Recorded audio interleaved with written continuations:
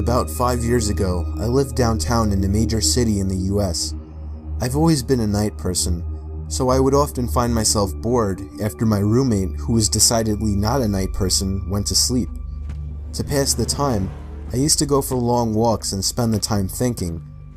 I spent 4 years like that, walking alone at night, and never once had a reason to feel afraid. I always used to joke with my roommates that even the drug dealers in the city were polite. But all that changed in just a few minutes of one evening. It was a Wednesday, somewhere between 1 and 2 in the morning, and I was walking near a police-patrolled park quite a ways from my apartment. It was a quiet night, even for a weeknight, with very little traffic and almost no one on foot. The park, as it was most nights, was completely empty. I went down a short side street in order to loop back down my apartment when I first noticed him. At the far end of the street, on my side, was the silhouette of a man dancing. It was a strange dance, similar to a waltz, but he finished each box with an odd forward stride. I guess you could say he was dance walking, headed straight for me. Deciding he was probably drunk, I stepped as close as I could to the road to give him the majority of the sidewalk to pass me. The closer he got, the more I realized how gracefully he was moving. He was very tall and lanky and wearing an old suit. He danced closer still, until I could make out his face.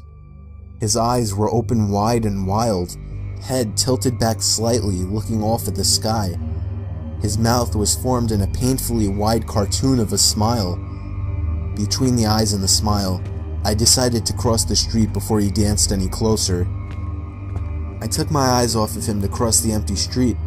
As I reached the other side, I glanced back, and then stopped dead in my tracks. He had stopped dancing and was standing with one foot in the street, perfectly parallel to me. He was facing me, but still looking skyward, smile still wide on his lips. I was completely and utterly unnerved by this. I started walking again, but kept my eyes on the man. He didn't move. Once I had put about half a block between us, I turned away from him for a moment to watch the sidewalk in front of me. The street and sidewalk ahead of me were completely empty. Still unnerved, I looked back to where he had been standing to find him gone.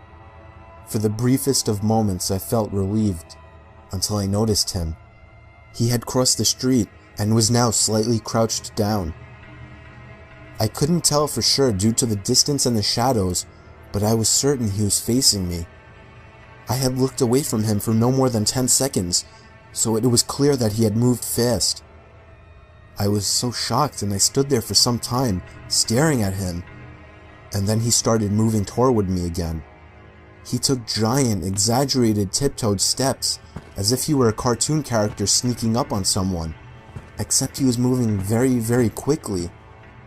I'd like to say at this point that I ran away or pulled out my pepper spray or cell phone or anything at all, but I didn't.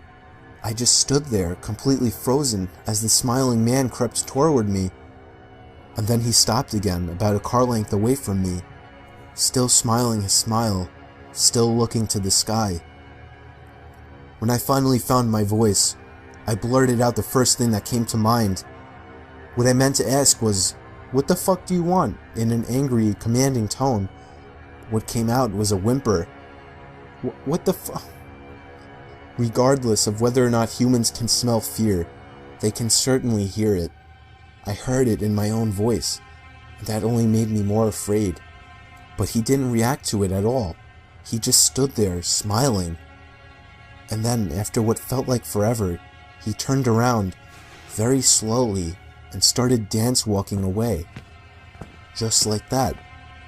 Not wanting to turn my back to him again, I just watched him go, until he was far enough away to almost be out of sight. And then I realized something. He wasn't moving away anymore, nor was he dancing. I watched in horror as the distant shape of him got bigger and bigger. He was coming back my way. He was coming back my way, and this time he was running. I ran too. I ran until I was off the side road and back onto a better lit road with sparse traffic. Looking behind me then, He was nowhere to be found.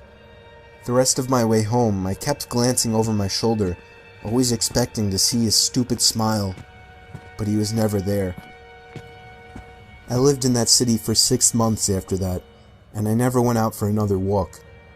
There was something about his face that always haunted me. He didn't look drunk. He didn't look high. He looked completely and utterly insane. And that's a very, very scary thing to see.